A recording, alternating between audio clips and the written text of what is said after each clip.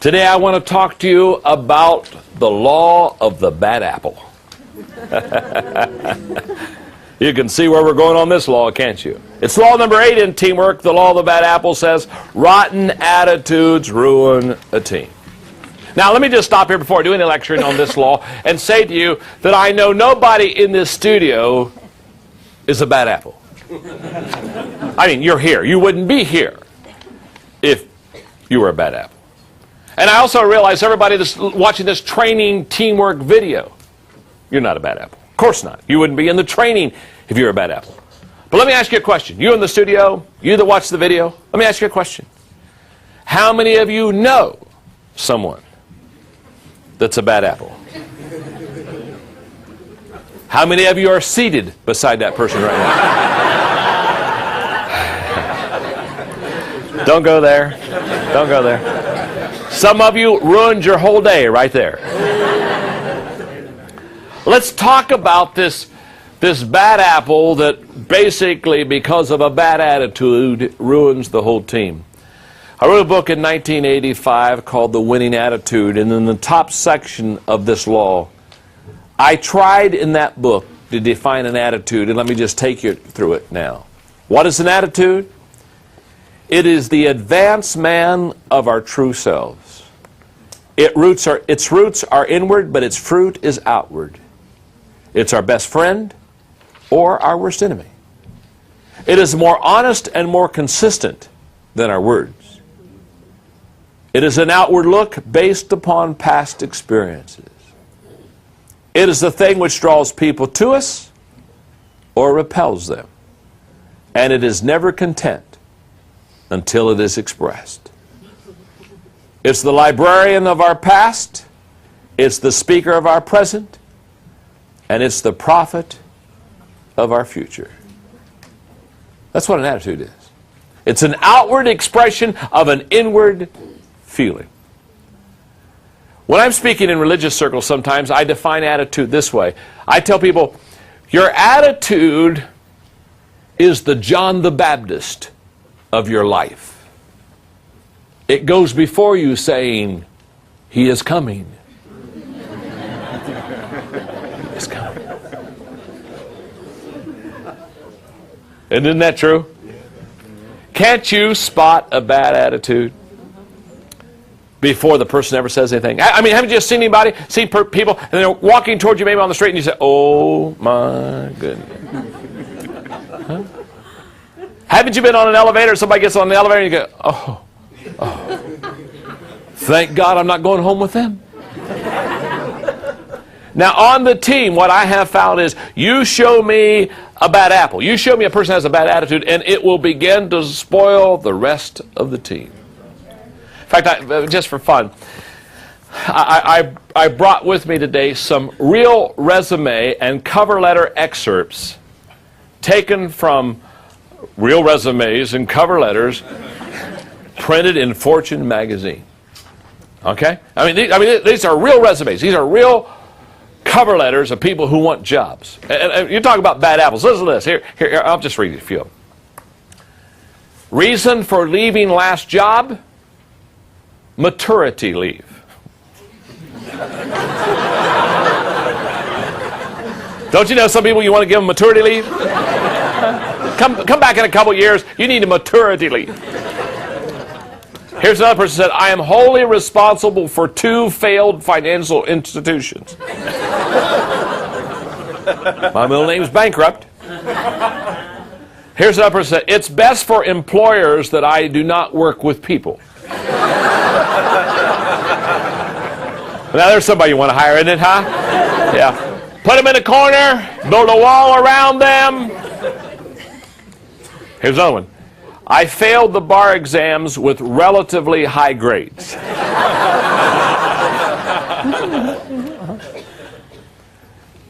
Here's another one. Note, please don't misconstrue my 14 jobs as job hopping. I have never quit a job.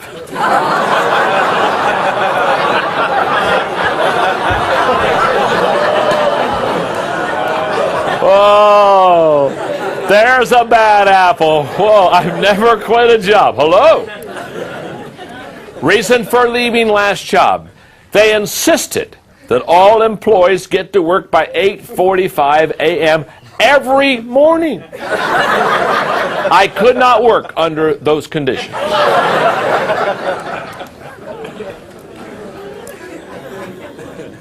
I love this one. The company made me a scapegoat, just like my previous employers.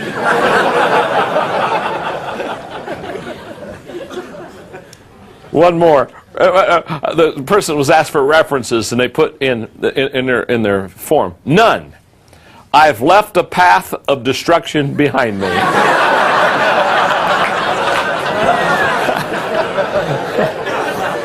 Kind of says it all, doesn't it? Huh?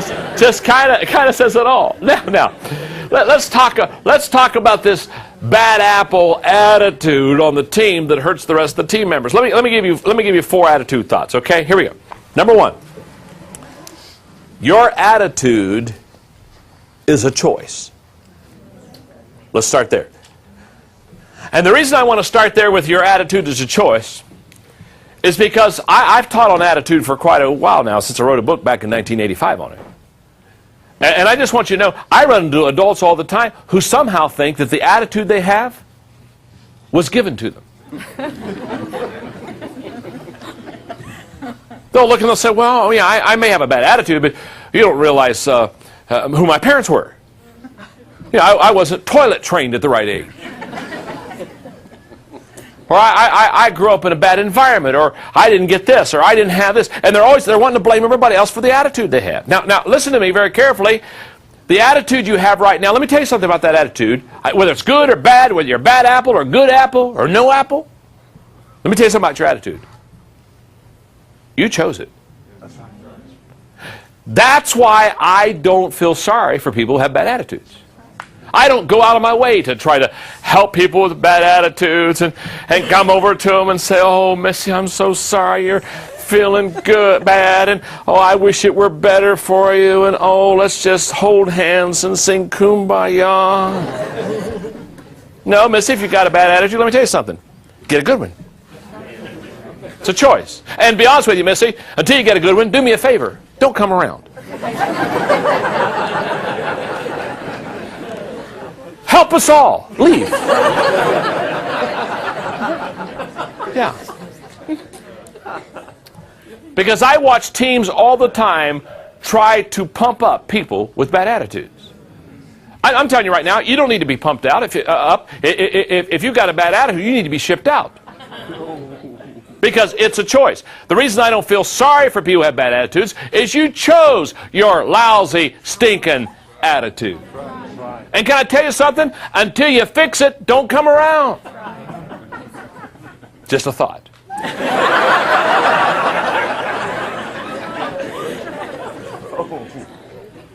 My wife Margaret and I, many years ago, were doing a conference.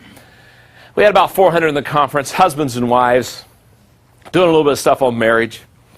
And we were in a question and answer period. And I'll never forget this one lady. She raised up her hand and she looked at Margaret, addressing the question to Margaret. And she said to Margaret, she said, does John make you happy as your husband? Now, when she asked the question, do I make Margaret happy? I thought, oh, I'm so glad she asked that question because I happen to think I'm a good husband. So I was very excited for Margaret to answer her. Until she answered her. Because when Margaret was asked the question, does John make you happy? She looked right at this lady. I mean, I'm talking about, she didn't even hesitate. She didn't even think. She looked at her and she said, no, he doesn't make me happy. Now, get the picture. This is my conference.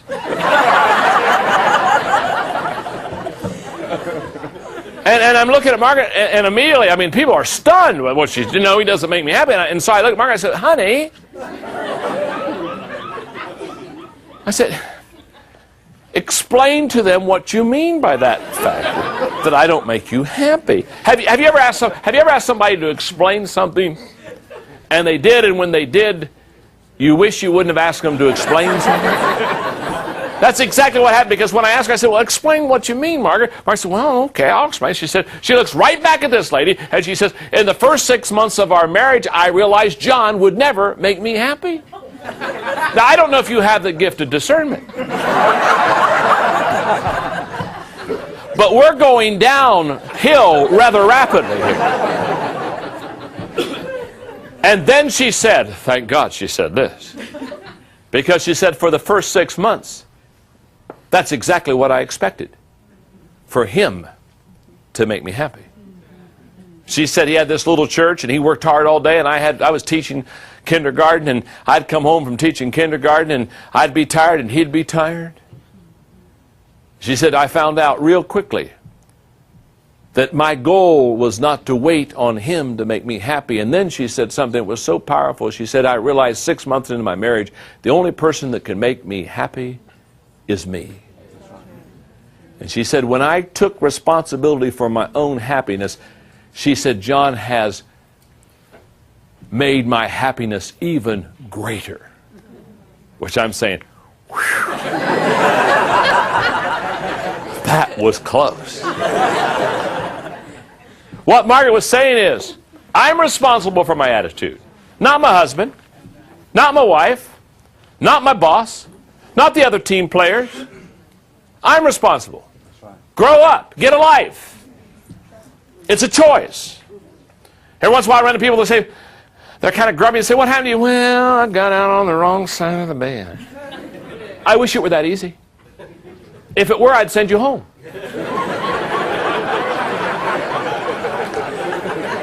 I'd say, go to your bedroom, jump on your bed, and roll out the right side of that sucker.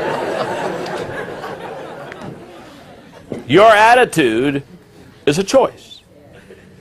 The second attitude thought is that an attitude compounds when exposed to others. It compounds. Attitudes never stay with a person who has it. They're contagious. They spread. They multiply. You can't stamp them out. Attitude thought number 3. Bad attitudes compound faster than good ones. Isn't that true? You work hard to get a good attitude going. Bad attitudes carry their own weight. Huh? You say, what in the world happened to the team? Bad attitude got out. Began to compound. And number 4, attitudes have the power to lift up or tear down a team. In fact, here's the way this works. Great abilities plus rotten attitudes equal a bad team. Great abilities plus bad attitudes equal an average team. Great abilities plus an average attitude equals a good team. Only great abilities plus good attitudes equal a great team. Many teams are not successful because of an attitude issue. Not an ability issue, not a fact that they can't do something. It's an attitude issue. For most teams, I would say to you, you're only an attitude away from success. Just an attitude. It's not, can we get somebody more skilled? Oftentimes it's not, can we find somebody with greater ability? To be honest with you, many times it's, can we just change an attitude? Let me tell you, because I love this story. It's one of my favorite stories, but it's a great attitude story. It's about a salesman who went to this barber who was always negative. Now, first of all, let me stop here for a moment. How many of you know somebody, they're just always negative? You with me? Okay. Just think for a moment. We won't dwell long here because this is depressing. Picture them in your mind right now. Think of the feeling it brings you. I mean, haven't you all had one of these Excedrin headache days where you wake up in the morning and you just know it's not going to be a good day, and haven't you just laid flat on your back and looked up at the ceiling and said, Dear God, help me not to see so-and-so today. And then your spouse walks in the room anyway. But anyway.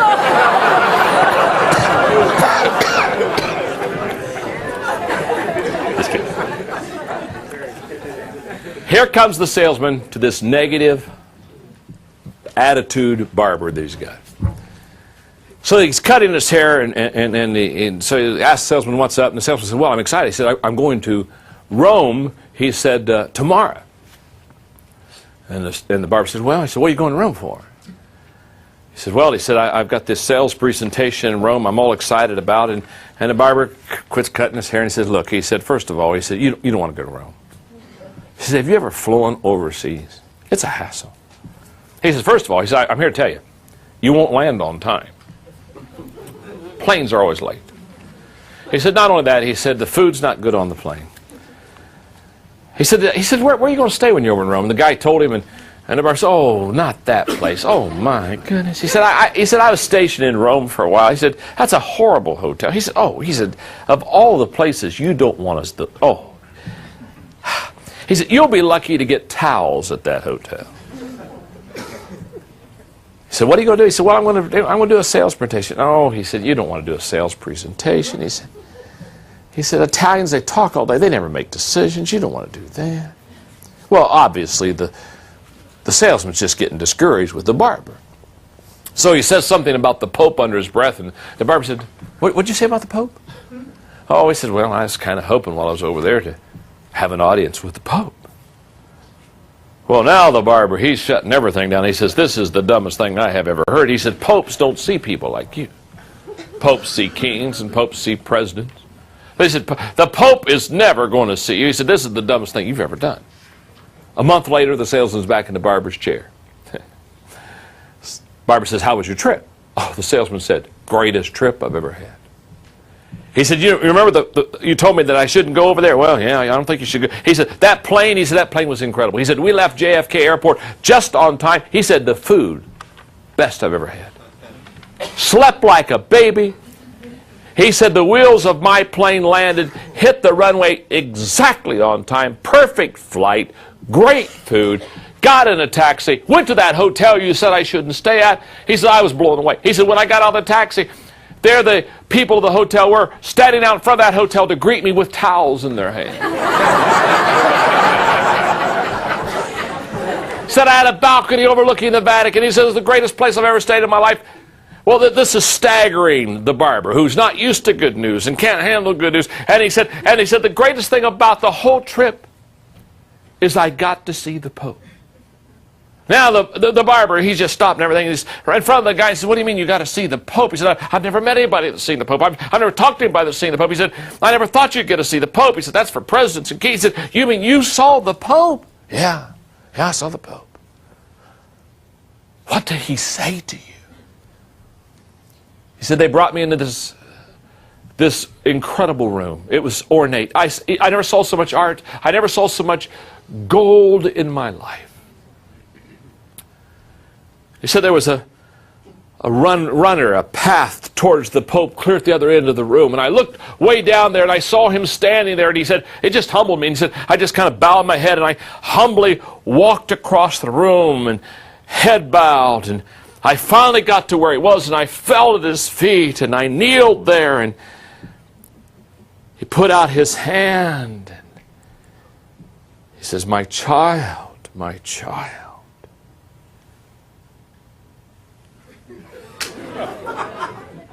Where did you ever get such a lousy haircut?